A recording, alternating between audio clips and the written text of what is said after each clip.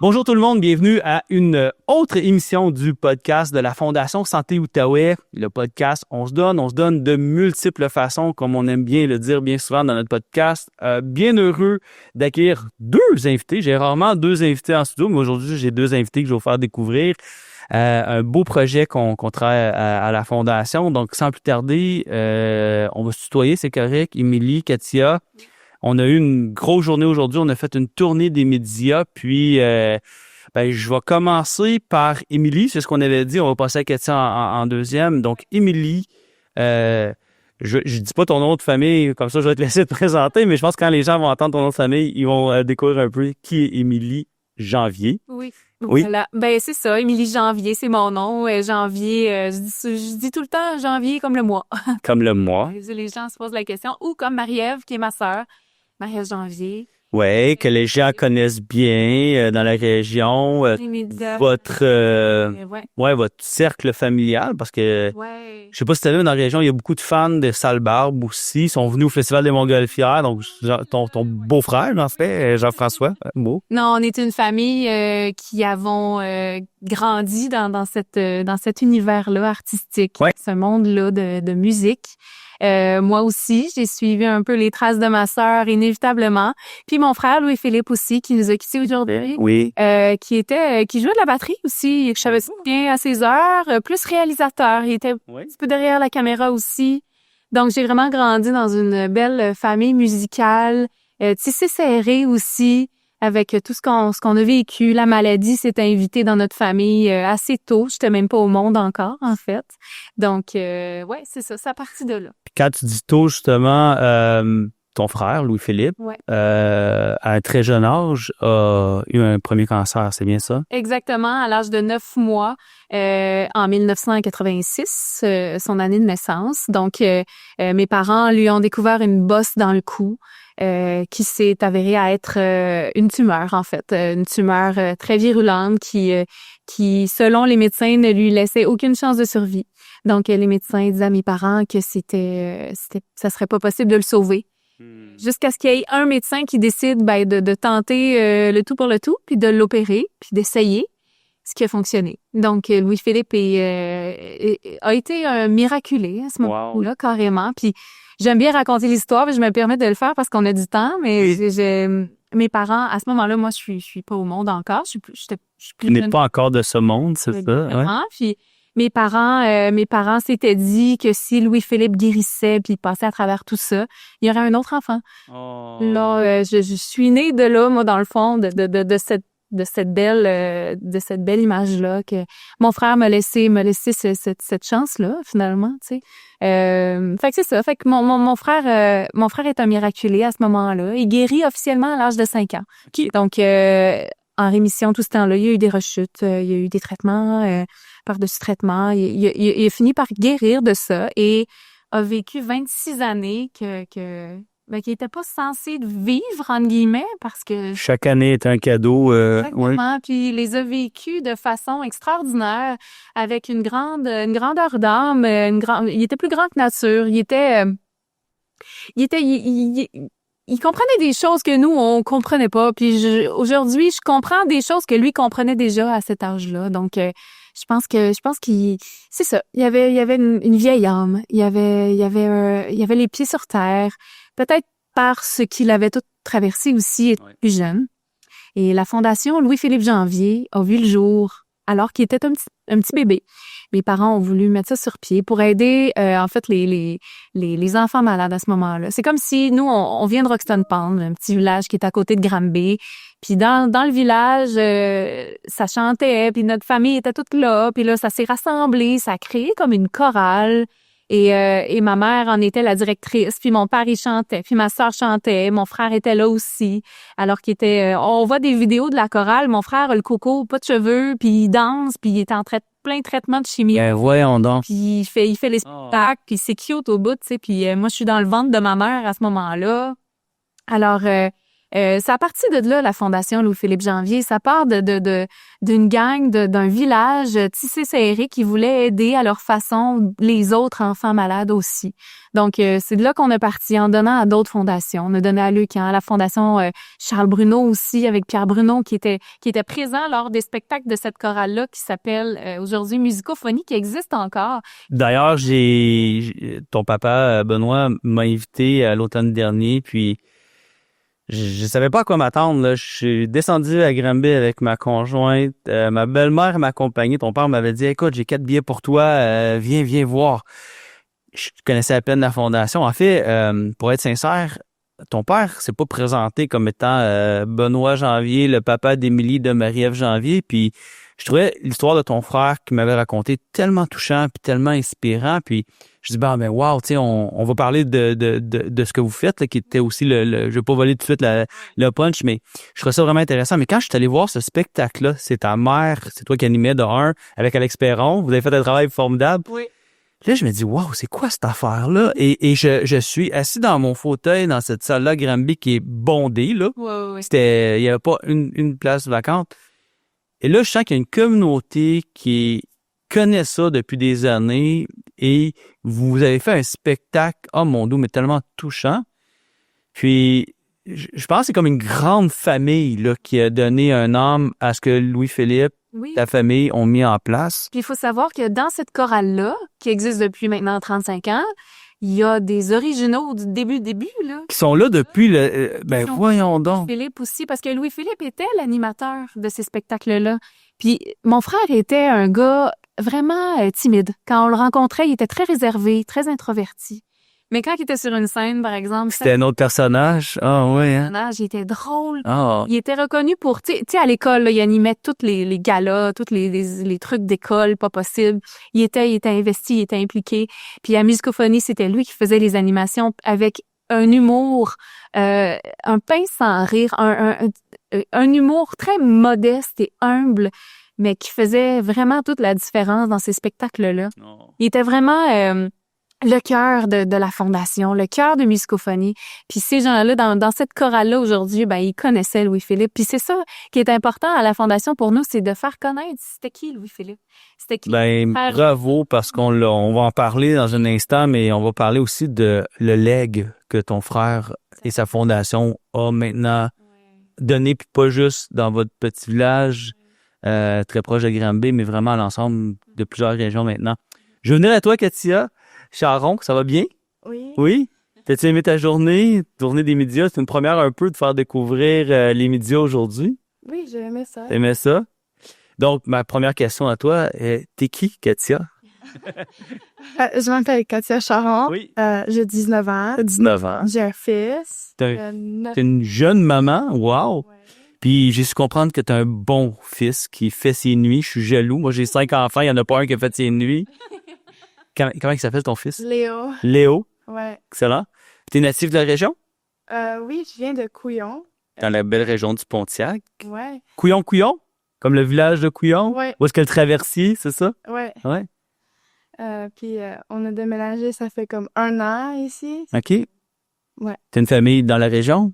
Ouais, mais je vis avec mes parents. Tu es avec tes parents, ils te donnent un coup de main, j'imagine. Et beaucoup. Ouais.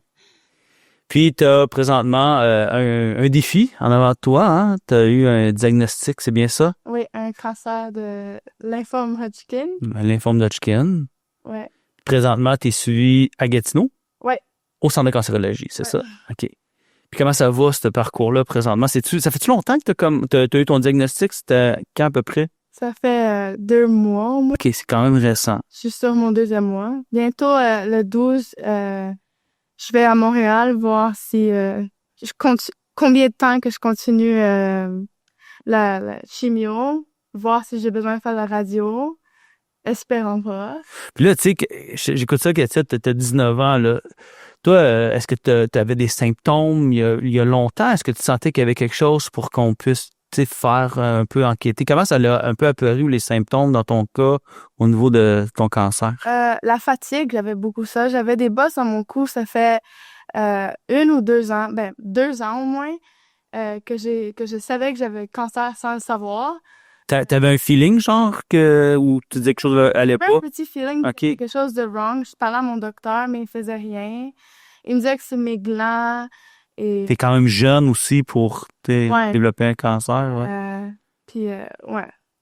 Donc, tu voyais que physiquement, t'avais des symptômes. Ouais, elle sentait genre vraiment grosse, là. Ouais. Ça se voyait de loin. Comme tes ganglions, Ouais. OK. Puis, il t'a fait une batterie d'examens pour en arriver à un diagnostic? Une biopsie. J'ai OK. fait beaucoup de rendez-vous, puis ils m'ont dit que j'avais le lymphome, puis... Cette nouvelle-là, j'imagine que c'est pas tant évident à apprendre ça comme jeune maman. Est-ce que tu avais ton fils? Oui, tu avais ton fils, il était né à ce moment-là que tu as eu ton... Il était né, j'étais allée à l'hôpital parce que j'avais fait une fausse couche. OK. Puis j'ai montré mon cou, j'ai dit j'aimerais ça juste dire que j'ai ça aussi dans mon cou. Puis elle a dit oui, ça c'est vraiment inquiétant. Puis OK. j'ai commencé à faire des tests, puis elle m'a dit que elle pensait que c'était un cancer, et puis je me suis fait suivi. Fait est venu le diagnostic, puis là, récemment des traitements, c'est ça? Ouais. Puis présentement, tes traitements, parce qu'habituellement, c'est soit de la radio ou de la chimio. Tu fais de la chimio, c'est bien ça? La chimio. OK. Puis ça va comment, la chimio? Au début, c'était vraiment dur. Les premières semaines, après la chimio, la première semaine, j'ai 2 semaines entre. Puis la première semaine, je me sens vraiment fatiguée. J'ai goût de vomir. Même avec les pilules, ça faisait rien. Mais là, ils m'ont mis une nouvelle pilule, puis ça fonctionne mieux. OK. Ça, les pilules, c'est-tu pour t'aider avec les effets secondaires? Oui. Ah, OK, ouais. Ouais, veux pas la chimio, hein. C'est un peu un poison qui peut te causer tout un paquet d'effets secondaires. Puis toi, tu vas faire tes traitements au centre de cancérologie dans la salle qui est aménagée avec on dit les lazy boys, là, dans l'hôpital, ouais. Avec les gens qui sont en chimio. Ouais. Puis as-tu un nombre de traitements de chimio qu'on t'a déjà déterminé pour une première vague? En ce moment, j'en avais 4. OK. À chaque 2 semaines. Ouais. Puis après, le 12, je vais savoir combien. Ils pensent genre que j'aurais au moins 6 mois de chimio. Ouais. Moi, je te regarde, puis tu sais, on vient de commencer le podcast, puis je viens d'avoir un flash parce que ce matin, on faisait une entrevue avec au 104.7 avec Michel. Je t'écoute parler, puis il y a quelque chose qui est particulier à toi, Katia, c'est que tu as toujours un sourire. Puis tu nous en parlais aujourd'hui, c'est que, tu sais, il y a peu de gens, des fois, peut-être, avec des mauvaises nouvelles, qui vont continuer de sourire, puis qui vont continuer de mordre dans la vie, puis tu dégages ce sourire-là. Je sais pas si c'est toujours été une partie de toi, qui a toujours été là, mais c'est vraiment spécial. Je souris beaucoup aussi pour les gens, pour aider à comme leur faire être plus contents, parce que c'est mieux voir quelqu'un avec un sourire que voir quelqu'un avec qui est tout le temps down. So, j'essaie de sourire pour le monde, sourire pour moi. C'est touchant. Tu racontais tantôt que tu avais fait sourire une infirmière aussi pendant un de tes traitements. Ouais. Puis ouais. Elle avait l'air à passer une moins bonne journée, puis toi t'as souri pour elle, puis ça a fait sa journée. Ouais, je t'arrive. C'est contagieux, hein, un sourire, c'est vrai. C'est ça. Wow. Ben, merci d'être là. On va regarder un petit peu pourquoi que tu es avec nous aujourd'hui, parce que tu as obtenu de l'aide. Puis je veux justement revenir à toi, Émilie, pour raconter la petite histoire. Moi, je reçois un appel, je pense que c'était à l'automne dernier, de ton papa. Il me fait encore rire. Ton père, il est tellement comique, puis c'est un bon vivant, hein? Puis je pense qu'il était en 2. Ton papa est à la retraite, là, mais il se garde extrêmement actif. Mon Dieu, c'est épouvantable. Il y a un horaire de premier ministre, là, oui, qui vraiment traité, mais premier ministre, là, oui. Puis là, il me dit, tu sais, je m'occupe d'une fondation. Moi, j'en gère une, fait que je sais que c'est beaucoup de stock. Puis là, il dit, ouais, puis là, il dit, dans quelques minutes, là, faut que j'aille faire mon transport scolaire. Je suis comme, voyons, mais de ce que j'ai compris, il se garde occupé à la retraite en transportant des jeunes enfants à l'école.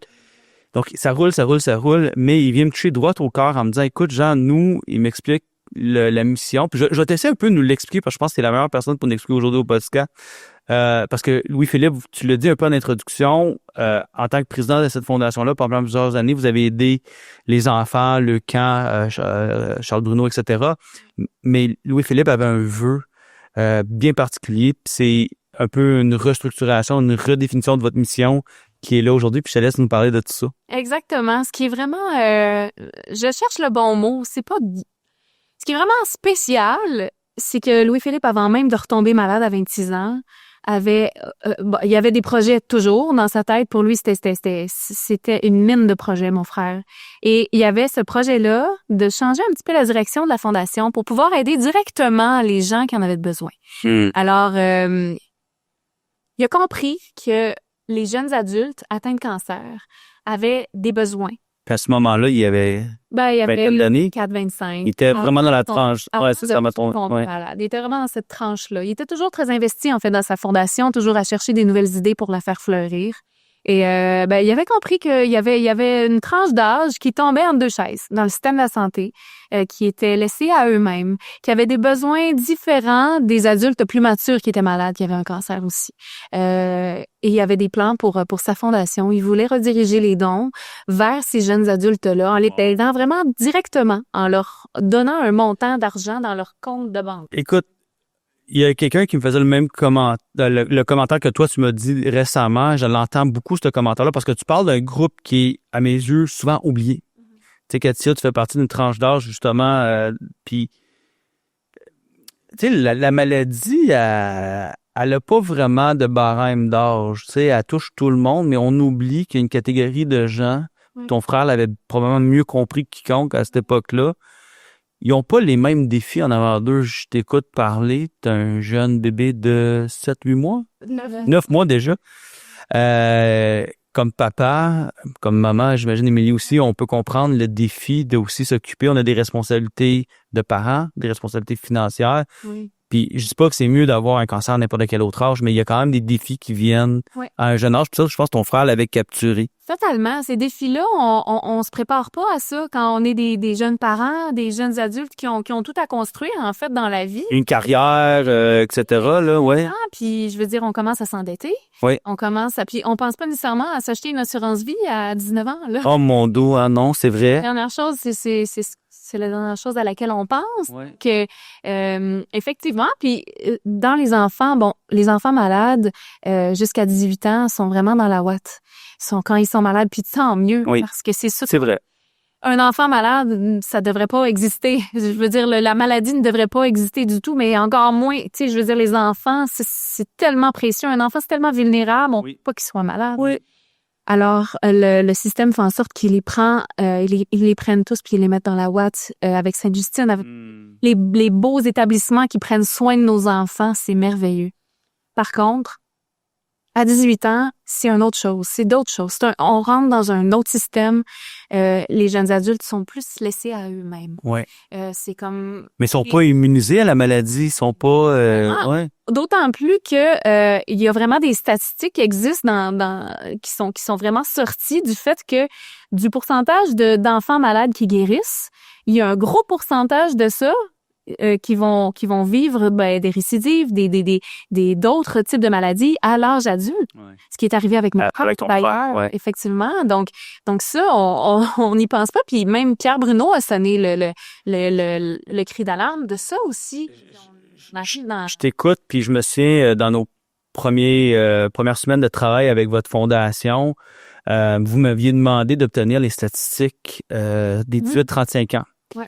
Je te dis là, tu sais, Katia, tu fais partie tristement des statistiques qu'on a obtenues du 6. Ouais.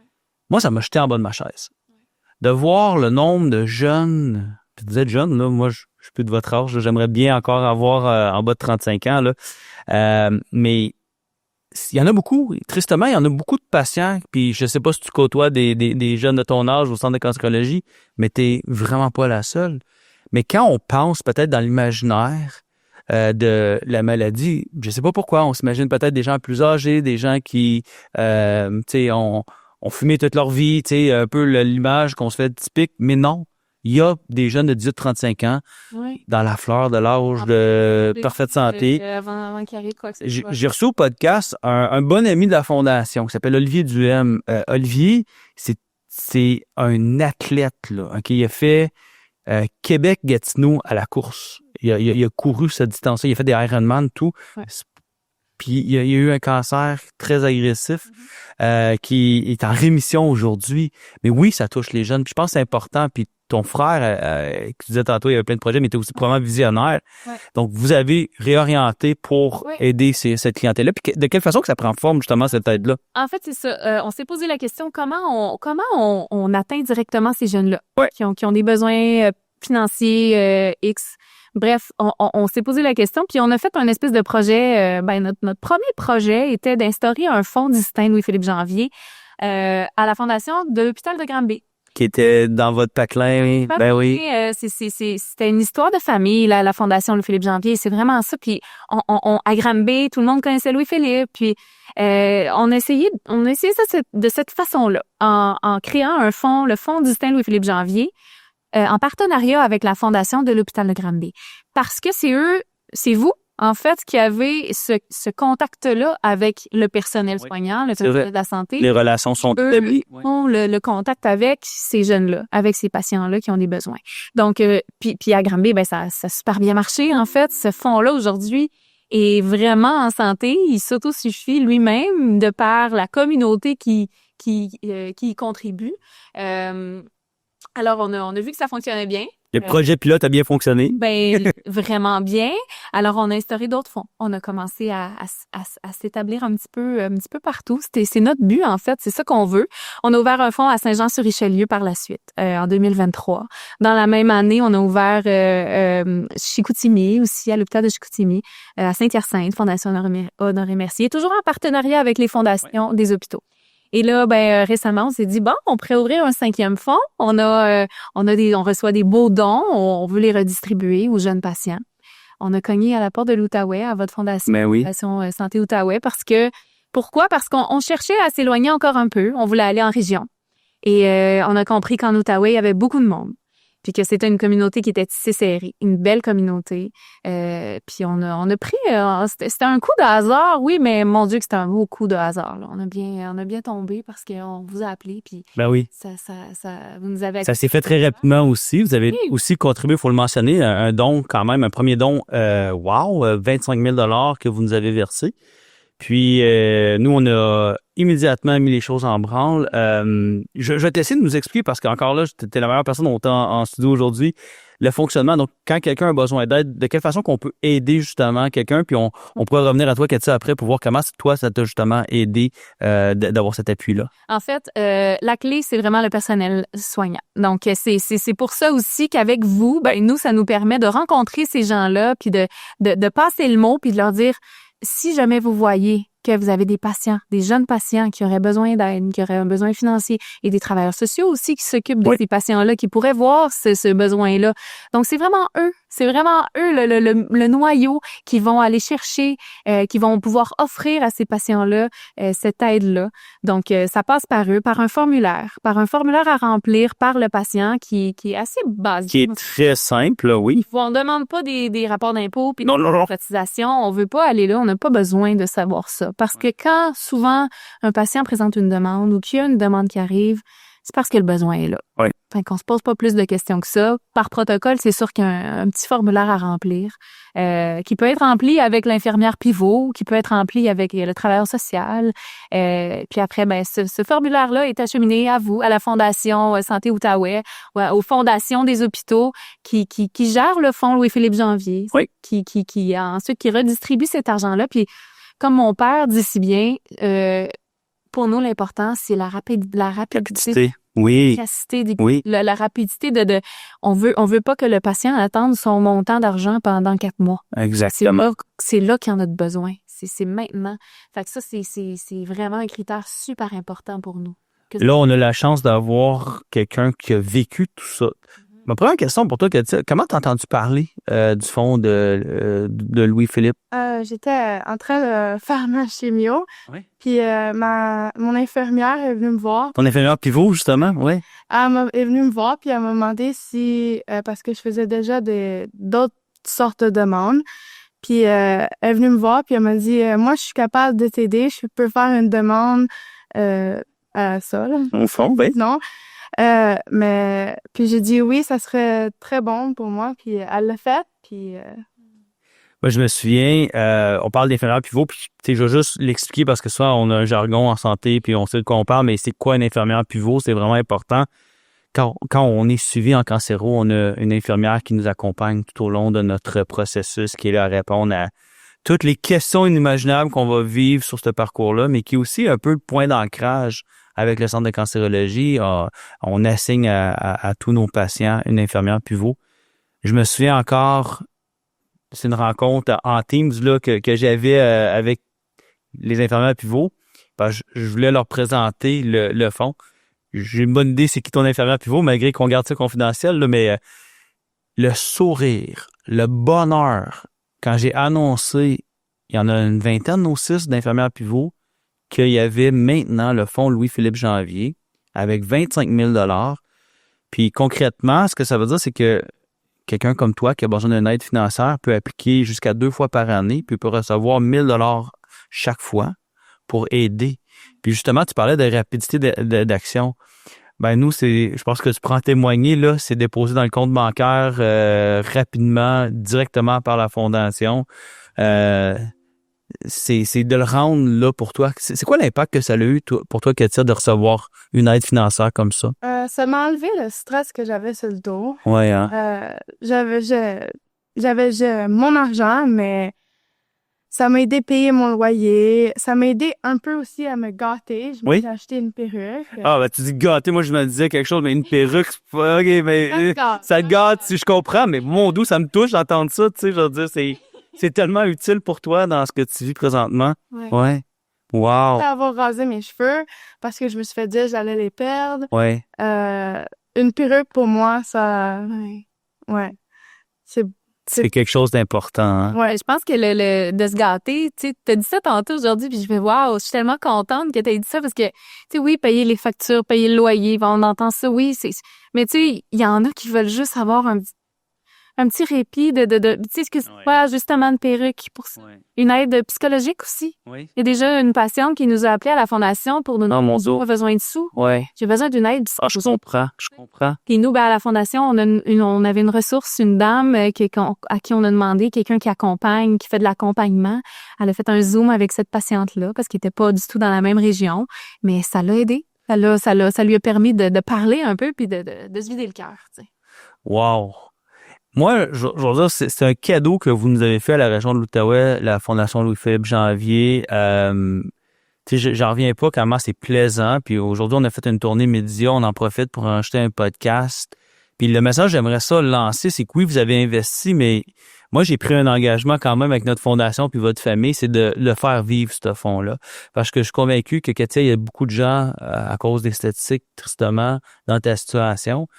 Puis, moi, je pense qu'on doit enlever tous les défis possibles qu'on peut enlever. Si on peut soulager le défi financier, si on peut te permettre de te gâter, si on peut faire ça à répétition pour plein de personnes dans ta situation, des jeunes mamans qui vivent tout ça, ben pourquoi pas? Tu sais, si on est capable de faire quelque chose, on ne devrait pas dire que c'est impossible, on devrait au contraire se mobiliser. Puis ce que je sais de la région, c'est que notre région, elle a le cœur sans main. C'est une merveilleuse région. Tu étais une fille de Couillon, tu l'as dit, qui est mon coin de pays. Je viens du Pontiac, puis je le dis fièrement souvent. Mais je pense que toutes les régions du Québec sont belles, là, puis tu viens de Granby, Émilie, mais j'ai une affection énorme pour l'Outaouais. Puis je sais que quand on prend justement le micro, puis qu'on demande aux gens d'appuyer, ils sont au rendez-vous. Puis tu sais, ce fonds-là, tu disais, ça fait 35 ans que la Fondation lui fait... Ben, je nous souhaite minimum 35 ans en Outaouais à ce fonds-là parce que il y en a des besoins. Puis si on peut t'aider tout au long de ton parcours, Katia, ben ça va te prendre justement l'appui de la population pour le faire. Je sais que vous allez être en arrière de nous pour le faire.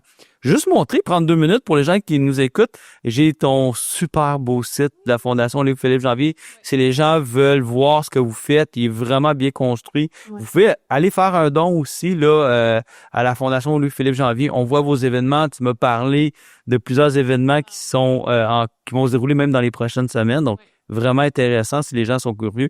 Ouais. Moi, je vais faire la pub de votre spectacle. Là. Si jamais vous pouvez mettre la main sur des billets, je pense que ça va être plus une représentation. Ouais. Mais là, on est à travailler sur un prochain spectacle. Oui. Ça ne s'arrête jamais. Prochain spectacle en 2026. OK. Mais, tu sais, rien n'empêche que, tu sais, là, on est habitué de le faire à Granby, au Palace de Granby. Il viendrait peut-être à Gatineau? Ben, moi, j'aime beaucoup la salle. Ça serait... Belle, puis le public est incroyable ici. Fait que moi, en tout cas... On pourrait se donner comme objectif de remplir la salle Odyssée. On a, c'est vrai qu'on a une belle salle, mais on a aussi des partenaires en or avec la gang, puis le conseil d'administration, la direction générale de la maison. Ça tombe pas dans l'oreille d'un sourd, Émilie. Il faut regarder à ça. Puis j'aimerais beaucoup faire connaître parce que c'est vraiment beau ce que vous faites. Aussi, si vous allez sur le site de la Fondation, on a créé une nouvelle dans notre page. Si vous descendez, vous êtes sur la page d'accueil. Il y a plein de choses qui se passent. Oui, la Dame de cœur, mais descendez, allez voir dans la section nouvelles sur notre site. Vous allez voir qu'il y a un nouveau fonds de dépannage, justement, qui a été créé. Et si les gens désirent appuyer, il y a un bouton « Je donne » qui mène. C'est super facile. Vous pouvez donner au fond Louis-Philippe Janvier, ici à Gatineau. Les dons sont grandement appréciés. Puis comme vous pouvez voir aujourd'hui avec ton témoignage, Katia, qui est vraiment « wow », ça va pas n'importe où. Hein. Ça reste dans notre région. Ça aide des gens qui en ont besoin, qui vivent ici. C'est vraiment super. Puis moi, tout ce qui me reste à dire, c'est merci. T'es l'ambassadrice de la famille, mais puis je pense que le conseil d'administration de la Fondation, c'est tous les membres de la famille ou presque. On est ça? le comité de gestion. Oui. Ma mère, mon père, ma sœur, puis moi. OK. Ça, c'est vraiment le comité de décision journalière, Ouais. si on veut. Et dans notre CA, ben mon père est dedans aussi. Puis c'est tous des amis. C'est tous des amis de la famille qui est dans le CA. C'est tous des gens de cœur qui sont avec nous. Fait que, tu sais, dans Muscophonie, ils sont 60 choristes, là, 60 chanteurs. Avec le tour de vélo, ben là, on a plein de beaux partenaires qui s'associent à nous. La communauté est incroyable. Celle qui est associée à la Fondation, on est chanceux d'avoir toute cette belle communauté, franchement. Ben, merci d'avoir à votre famille. Puis s'il vous plaît, passe le message à tous les membres de la famille d'avoir pensé à l'Outaouais. On est une région on dit souvent qu'on est des oubliés là, du système de la santé, mais la Fondation Janvier nous a pas, Louis-Philippe Janvier nous a pas oubliés.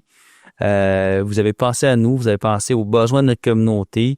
Puis ça, on est vraiment, vraiment reconnaissant. Là. Puis je pense que Katia aussi était reconnaissante. De l'accueil, Ouais. c'est merveilleux de voir à quel point, justement, tu sais, moi, si je peux me permettre une petite Ben oui. parenthèse personnelle, je fais partie du groupe des choristes. Oui. Groupe de chanteurs, l'ensemble dans le direct de l'univers, et on a fait notre premier spectacle de Noël l'année passée à Noël 2024. Et c'est la première fois qu'on venait à Gatineau. Ça faisait longtemps qu'on se faisait demander de venir dans la région. On a été, tu sais, puis on s'en parlait tantôt, puis on disait à quel point c'était notre meilleur public, là. Ouais. On dit pas ça à tout le monde, là. C'était vraiment... Ben, je t'ai posé la question, puis tu m'as dit non, c'est vraiment vrai, ouais, c'est ça. On a été complètement ébahis par ce public généreux et formidable. Fait que ça veut tout dire de la population ici. On est charmés, vraiment. Ben écoute, j'étais là. Je dois dire sérieusement, c'est dans les top 5 spectacles de ma vie. Non, mais quand une salle prend part au spectacle réellement, comme ce qui est arrivé cette soirée-là, où on a chanté avec vous, on a dansé avec vous. D'ailleurs, je pense que on peut dire là, c'est d'autres publics, mais en direct de l'univers revient pour une autre saison. Oui, la saison dans direct de l'univers revient. Puis nous, les choristes, on va revenir à Gatineau. Vous allez revenir à Gatineau? Hey, je sais même pas si j'ai le droit de le dire encore, mais je vous le dis pareil. Un scoop au podcast, c'est On va bon. avoir un show l'après-midi, un show le soir. La demande est là. On est vraiment chanceux. Si vous pouvez mettre des billets là-dessus, là, je vous le dis, faites-le, ça vaut la peine. C'est aussi, moi j'ai beaucoup aimé parce que je sais qu'il y a beaucoup de travail qui a été mis dans scénariser tout ça, choisir le choix des chansons. Moi j'avais l'impression d'être dans un party de Noël que vous nous avez offert. C'est Famille. vraiment, ouais, Ouais. c'est vraiment beau. Ben bravo à toi, bravo à la famille. Ben Si. je te souhaite que du beau à toi, à ta famille, à ton fils. Puis avec le sourire et l'énergie que tu dégages, Katia, je pense que tu as tout pour passer à travers l'épreuve qui est en avant de toi. Puis on le sait que aujourd'hui, en 2025, on a beaucoup d'espoir. Hein? On a beaucoup d'espoir que ça peut être derrière nous rapidement, ce nuage gris-là. Aujourd'hui, c'est une journée qui était grise ce matin, puis le soleil s'est pointé le bout du nez. C'est une image que j'amène pour dire, je pense que probablement qu'est-ce qui va se faire dans ta vie, mais avec l'attitude puis la candeur que tu as, j'ai aucun doute que ça va t'aider. Ben, merci. Ben, merci à vous. Merci d'être à l'écoute. Merci d'avoir été présent. Je l'apprécie énormément de pouvoir partager. Ça a été un beau moment entre nous. Merci d'être à l'écoute. Continuez de nous écouter au podcast. On se donne. On a des nouveaux épisodes régulièrement. Puis n'oubliez pas, pour contribuer au fonds Louis-Philippe Janvier, vous avez un bon exemple de ce qu'on fait avec ça, ben contribuer, donner généreusement. Les liens sont dans la description là, du podcast aujourd'hui. Cliquez sur le lien, allez faire votre contribution, allez lire sur ce qu'on fait. Merci beaucoup à toi, Katia et Émilie. Merci. Merci à toi. Merci à vous.